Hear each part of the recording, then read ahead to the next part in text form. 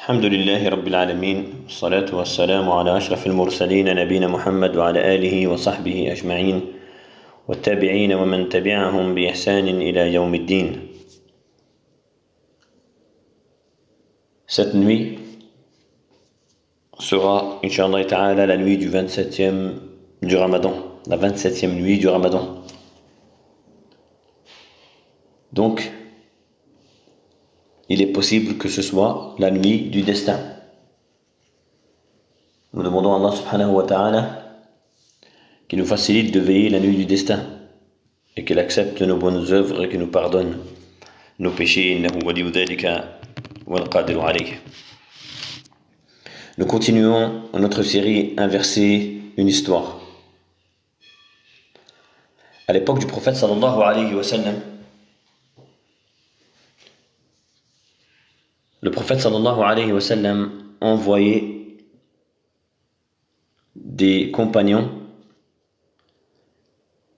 aux différentes tribus musulmanes pour récupérer l'aumône.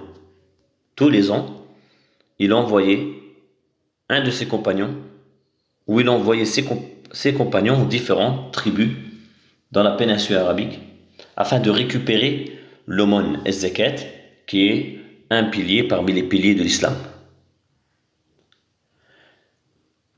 Un des compagnons du prophète sallallahu alayhi wa sallam, qui s'appelait Al-Walid, est sorti vers une tribu qui était gouvernée par Al-Harith ibn Zirar dans la péninsule arabique, afin que, comme tous les ans, il récupère l'aumône de sa tribu. Donc le chef de tribu était chargé de récupérer l'aumône dans sa tribu, puis un des compagnons, un des envoyés du prophète sallallahu alayhi wa sallam était chargé d'aller récupérer cette aumône et de la ramener à Médine, la capitale des musulmans. Al-Harith ibn Zirar, comme toutes les autres tribus, avait rassemblé l'aumône de toute sa tribu. Et il attendait l'envoyé du prophète sallallahu alayhi wa sallam afin de lui remettre cette aumône, l'aumône de toute sa tribu. Mais par rapport à l'année d'avant, l'envoyé du prophète sallallahu alayhi wa sallam s'était retardé, avait fait du retard.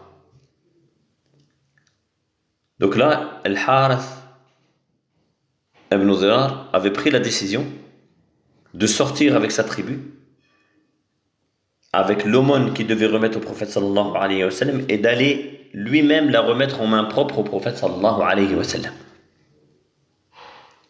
Lorsque l'envoyé du prophète sallallahu alayhi wa sallam a vu que Al-Harith ibn Zirar était sorti avec toute sa tribu, armé, était sorti avec toutes ses richesses de leur village, il a pensé qu'ils sortaient pour le tuer et qu'ils n'étaient plus musulmans, qu'ils étaient sortis de l'islam et qu'ils ne voulaient plus donner az-zakat, et c'est pour cela qu'ils sortaient pour tuer l'envoyé du prophète sallallahu alayhi wa sallam qui avait pour objectif de récupérer l'aumône auprès de cette tribu, de la tribu d'Al-Harith ibn Zirar.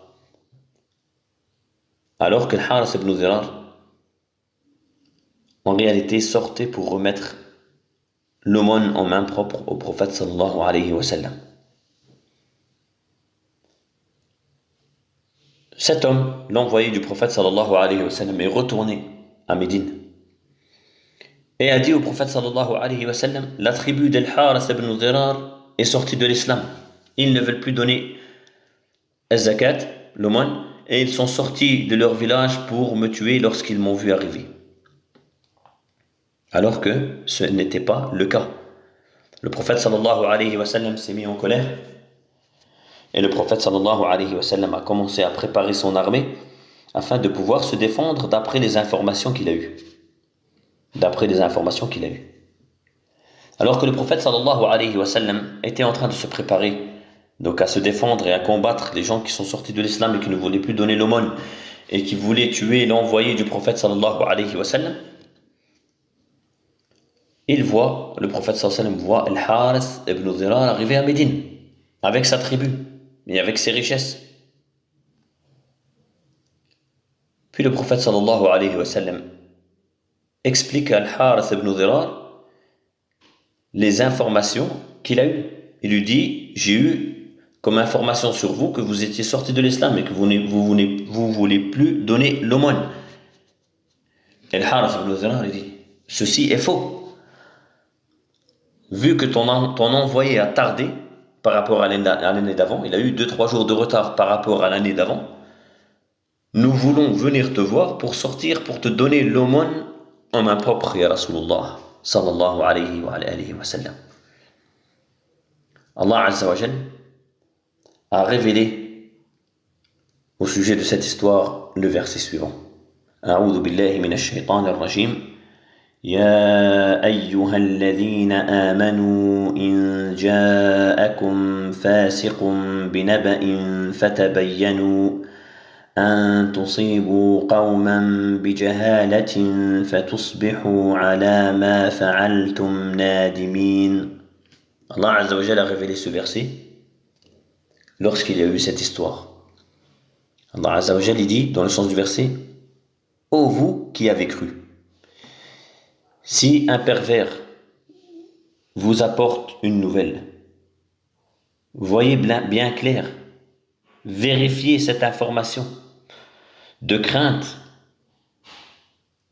que vous ne causiez du tort à des gens par ignorance, puis après le regretter, puis après regretter ce que vous avez fait. Dans ce verset, nous apprenons, et Allah Azza wa Jal nous met en garde contre les rumeurs. Vous voyez, à cause de cette rumeur, il y a fallu avoir une guerre, c'est-à-dire des morts. À cause des rumeurs, le prophète sallallahu alayhi wa sallam s'est mis en colère et a préparé son armée à cause d'une seule rumeur. Donc lorsque la personne, ce verset nous apprend que lorsque une information nous parvient, surtout à notre époque, surtout à cette époque avec les réseaux sociaux, ça va très vite. Ce verset nous apprend que lorsqu'une information nous parvient, même que c'est une information qui nous parvient d'une personne que l'on connaît, d'une personne qu'on connaît, c'est une personne sérieuse, mais qui a eu elle-même une information d'une personne qui n'était pas sérieuse, alors on doit vérifier. On doit faire attention avant de propager l'information. Vous voyez le cas dans cette histoire? Il y aurait pu avoir une guerre, du sang, des morts. Aujourd'hui, les rumeurs causent beaucoup de tort aux gens, causent beaucoup de mal.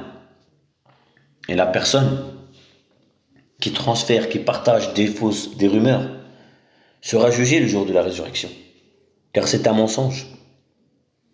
Non seulement il sera jugé pour mensonge, mais il sera jugé pour tout le tort qu'il aura causé à cause de la rumeur, pour tout le tort qu'il aura fait à cause de la rumeur qu'il a transférée ou qu'il a partagée. Donc Allah Azza wa Jal nous prévient, il nous met en garde contre les informations qui nous parviennent. Allah subhanahu wa ta'ala nous dit, lorsque vous recevez une information, vérifiez l'information. Assurez-vous que c'est une bonne information. Ne vous précipitez pas à faire ou à dire ou à commettre des choses par ignorance, des choses qui vont commettre du tort à autrui, à des gens, puis après vous le regrettez. Puis après vous le regretterez, car vous direz finalement, cette information était fausse. Combien de liens de parenté ont été rompus à cause des rumeurs? À cause des rumeurs, un tel a dit ça sur toi. Au lieu d'aller vérifier, il le prend au sérieux. Il ne parle plus à son frère, il ne parle plus à sa soeur, il ne parle plus à son cousin, il ne parle plus à son voisin, ainsi de suite. Combien de coupures il y a eu entre les gens à cause de rumeurs, à cause de fausses informations. Donc ce verset nous apprend comment nous comporter lorsqu'on reçoit une information. Et c'est encore plus vrai à cette époque, car à cette époque ça va très vite. Tu fais un partage sur un réseau, tu fais un partage sur Facebook ou sur Snap ou sur WhatsApp, et ça fait le tour du monde. Et les gens la partagent, et ça fait le tour du monde. Ce verset nous apprend comment, ce verset et cette histoire nous apprennent comment se comporter lorsque une information nous parvient.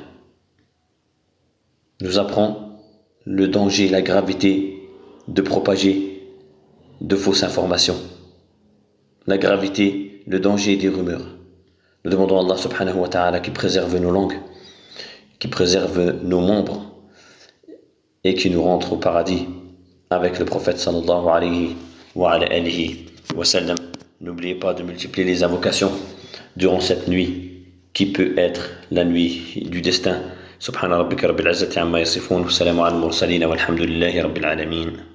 Wassalamu alaykum wa rahmatullahi wa barakatuh.